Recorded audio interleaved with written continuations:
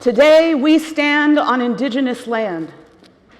As a result of the ongoing colonial violence against Indigenous women and girls, I am here to talk to you today about sexual violence. It's not hard for me to talk about because it is the everyday lived experiences of my community. But I know that for those of you who may have been affected by sexual violence in your lifetime, this might be something that may be triggering to you. And I want to let you know, if you want to get up, walk out, take a breath, please do. Because I care about your heart.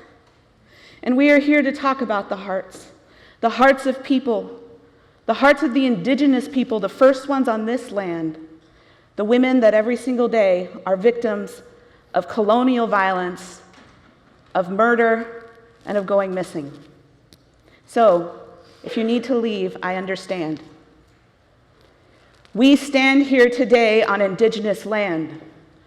I'm Abigail Echo-Hawk. I'm an enrolled citizen of the Pawnee Nation of Oklahoma, and I was born and raised in the heart of Alaska amongst the Upper and Athabascan people with my feet in the water, the glacier running amongst them.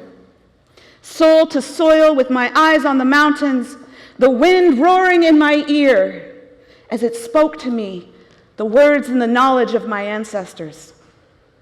Because I come from that kind of knowledge, I have a responsibility to my people. So I came here today to tell you a story, because I am a storyteller of health. I'm the continuation of ancestral consciousness that was attempted by so many to be ripped away from us. Some might call me a researcher, but that's just boring. 3 years ago, I walked into my office, the Seattle Indian Health Board, and I saw a file cabinet sitting in the corner. It was a black file cabinet, really boring, had a purple sticker on the bottom, and I started to weep.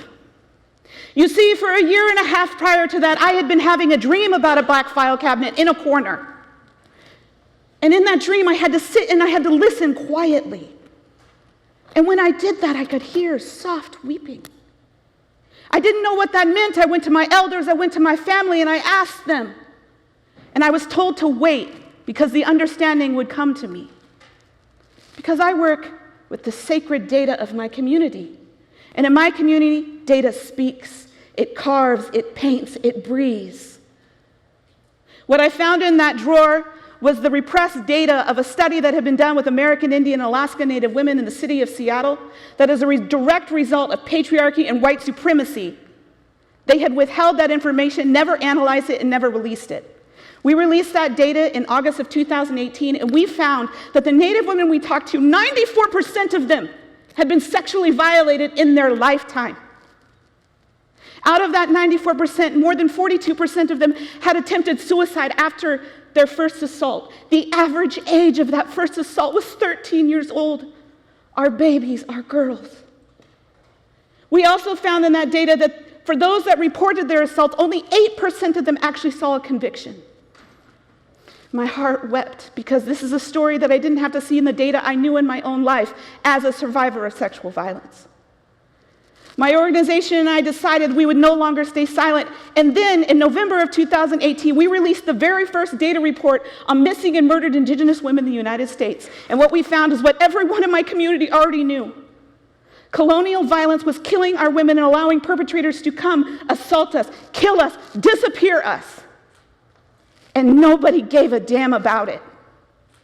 Tribal leadership had called for the Department of Justice, for the FBI, and nobody had done a damn thing.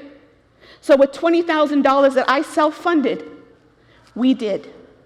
I was telling this story to a group of tribal leaders, and I had just gotten off the stage, and this woman comes up to me, an elder, hair as long as mine to her waist, that hair carrying memory and strength. She grabbed me by my face and pulled her close. Our foreheads touch, our hair encompassed us almost like a private little room. And she told me, I've buried every single one of my sisters, they're all dead. And every one of them was beaten, bruised, and bloody. And as I sat there and I braided their hair and I buried that last one, when you were standing up there, I realized I was getting used to braiding the hair that I had to wash the blood from, with no perpetrators ever prosecuted. She held her face close to mine, our foreheads touching as she breathed her story, and I breathed it in, and we shared that. her breath intertwined with mine, our strength, our knowledge together, and she told me with her hands on my face. I saw the lines around her eyes as a tear slipped from them. She said, "We have to keep fighting. I stand with you. I pray for you every single day. We have to keep fighting." Because we as the Indigenous women are the carriers of our culture, and the reason they rape us, the reason they disappear us, is because if you can kill our women, you can finally eradicate us from this land where you want our oil, you want our resources. They are killing us for a reason, and it didn't start 10 years ago. It started 500 years ago. Because in my family, I can tell you a story from 7 generations ago of rape, of murder, of kidnapping. As a result of the work that we've been doing, we've seen pieces of national legislation. And these pictures that you see are of Native women who are missing or have been murdered. And I want to tell you some stories that I have heard. One, I got a call in the middle of the night. It was 2:30 in the morning, and it was a Native woman. And she said, "I've been raped, and I don't know what to do because the nearest hospital was shut down because the Indian Health Service is underfunded by the folks making the decisions about the money. And there was nowhere to go for her to get a rape kit. So I called another friend who came over, and she took care of her because she couldn't even get a rape kit done." It's a story of a village in Alaska where a young woman was beaten, gang raped, and left naked on the front steps of her church, where an elder stood there for 3 days guarding her body before the police even decided they should show up. He stood awake for 3 days, making sure nobody disturbed that crime scene. It's of a family where the police didn't search for their daughter, and they found her weeks later. They found her because nobody else looked for her. It's the story of a family who finally, after 20 years, received their loved one's remains, who was found buried in the place they told the police to look for her. But no one ever did. But when I think about these stories, I think about the community. You see, the friend I called for the woman who had been raped, she helped bathe her, she dressed her, she prayed for her, she fed her. For that elder who stood there, he says he felt the spirit of that young woman with him, protecting him so he could be there for her. It's of that land. You see, colonial narratives want to tell me that the land that they buried us on is as violent as the person who buried us. But what they don't know is that earth, that land, I am a woman of the land. That earth, that land encompasses us. When I'm in that creek, glacier fed, soul to soil, it knows my name. It encompasses these women. It holds them safe for us until we can find them. That is our land.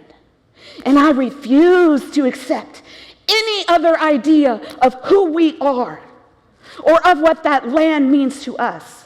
So that is why we acknowledge that we stand on Indigenous land today, the keeper of my community, the beloved. That land is our heart, is our strength. And right now across this country, it holds the bodies of our women that nobody ever looked for, that they created laws so they didn't have to, and so none of you would even know about it. Instead, they talk about us like we're dead. This is my dear friend Carolyn, and this is her mother, Leona. Leona has been missing for 20 years. When she walked out the door that day, her daughter never knew she wasn't going to come home. Every day, Carolyn searches for her. Every day, Carolyn prays for her.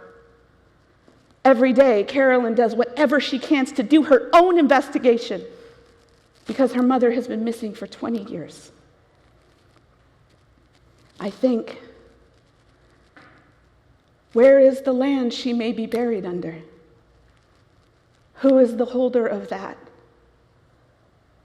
What I know is these women will never be forgotten. We search for them, we cry for them, we weep for them. We stand in the halls of Congress calling their names and singing their songs because America wanted you to forget about us, but we refuse to accept that. This is our land. This is our strength. These are our women. This is my friend Carolyn, and she will never stop searching, and I will never quit supporting her, because Leona, we love you. We want you back home. And if the land is what is carrying you now as you're wrapped in that mother's arm, as she holds you until you can be found, we will find you. And I can never be lost. I am a seed born of greatness,